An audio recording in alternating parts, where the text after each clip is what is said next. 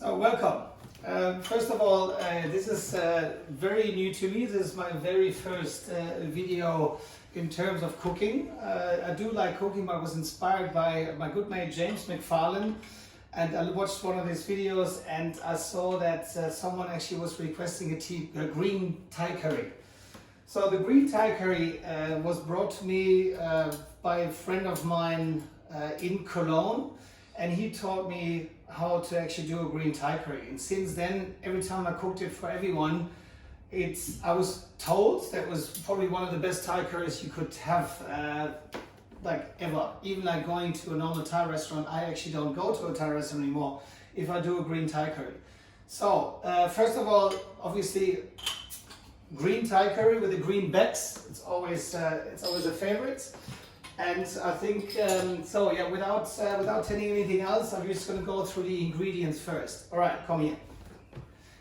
So it is all about really fresh ingredients. And I go through what I mean with fresh ingredients. So we have coriander here, cilantro for the American folks.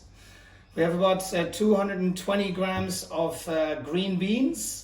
We have a bunch of broccoli, we have 3 bok choys, we have, that is Thai basil. So Thai basil can be, so Thai basil is known by 3 things. It's either Thai basil, holy basil, or sweet basil. So it's very different from your normal basil. It's kind of like your dark, you get it at your green grocer, so your Asian grocer, which it's not, you can't get anywhere. I had it from Harris Farm Markets, like in Bondi, I saw it there. I saw it in Parisi's, also in Rose Bay. So you do get this, and it's a vital ingredient. So that stuff is the Thai basil, or as I said, the holy basil or the sweet basil. It's vital to the dish. So without that, it's really not working. So we have we have the kaffir lime leaves, also a vital ingredient there. We have a couple of chilies, they're obviously optional. And then we have a lime, and we have lemongrass, we have 2 onions, we have fish sauce. So fish sauce, I mean, you can buy squid fish sauce anywhere, pretty much not in any supermarket, but in any kind of like good grocer or delicatessen, you find this. Fish sauce comes in 100,000 different styles, because every town and every like Asian, Thai, Cambodia, Laos, everyone does their own kind of fish sauce. So the squid is a good one. Good old, actually, this is wrong. We don't usually use olive oil for this. Sorry, that was actually my bad. We have to actually use a neutral kind of just a vegetable oil, because olive oil is too fragrant for this. So obviously we need basmati rice. Sugar is optional. Best thing, because I don't have it at the moment, is either palm sugar or brown sugar. If it's too hot, you can actually bring it down to the taste you like. So here we come to another one, which is mae ploy. This is the curry paste. You can do the curry paste yourself. It takes about 3.5 hours to do your own curry paste, and this one is actually any kind of Asian grocer is going to store this. It's mae ploy. That's the brand. I did get this on anywhere in the world. I got it in Canada, in the US, in Germany, all over Europe. You get it literally everywhere. Mae ploy, that's the one. It's the green curry paste from mae ploy. When it comes down to coconut cream, the coconut cream come in a lot of different varieties. So from my point of view, after like more than 15 years of cooking this shit, this is going to be Cara. Cara, as you can see, it's like Cara is a coconut. You can get a variety of coconut cream and a coconut milk, so a mixture of both, right? So you can get them from mae ploy, you can get them really cheap, but anyway, so that's really, try to get this. You get it in your Asian grocer as well. So Cara is, from my point, the smoothest and the best tasting coconut cream. So I think that's pretty much done. So, and then obviously, so then we have obviously chicken breast. You can do that with fish, but I've tried it without meat, and without meat, it's something actually missing. So like a vegetarian version, I have to try this. So this is actually not a vegetarian version, because either meat or fish would be actually really good. It just tastes different. Anyway, So you need obviously a good pot here, like a decent sized pot where you can put all this together. So, and then obviously knife skills. So knife skills, I'm gonna post something really different to this. These are the Kamikotos that you can buy, like they've been promoted. And then obviously I'm gonna post something else, how you actually sharpen those with a whetstone from Japan. This is a 1000 and 6000 grit, and you make them richly razor sharp. So those things, those bastards are absolutely a weapon. They're that sharp, and you don't need all three of them, but that's pretty much fine.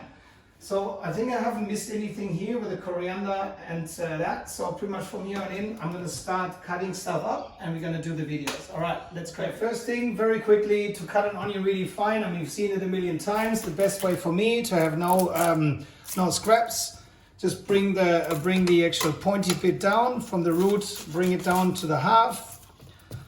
And then we're just gonna get literally one of those middle layers off. So you have then from there, the actual really fine parts. Take this off. So now we're actually going to really like a really sharp knife. Obviously, we're going to start really cutting that not like down to the root. You see that? So I'm not cutting very close to the roots. And to make it really extra fine, you've seen this probably from chefs as well. So you can cut here. You're going to cut one more in there. You get a bigger knife, and then just literally gonna start really finely chopping this. So they're ultra fine. Once you're there, just bring it around, and you're actually left up with this. Okay, done. Quickly through the coriander. So you can obviously be very meticulous with this. So if I actually have time, you can then just like pick the leaves and pick them actually nicely. I'm not going to do all this, so you can really be as meticulous as you want. You can also cut this pretty much very finely here. But the other thing you really want to actually get, so you're going to get those ones down here, cut them down there. Obviously, I wash them first, discard that. And when it comes down here, this is really, really cool for fragrance and for the dish. If you can get those things really finely, do that till about here, and then we're going to use them later. So this is going to be really... From that one, really just get them really fine. Takes about 2 seconds, and then that's pretty much done. So that's your coriander, perfect.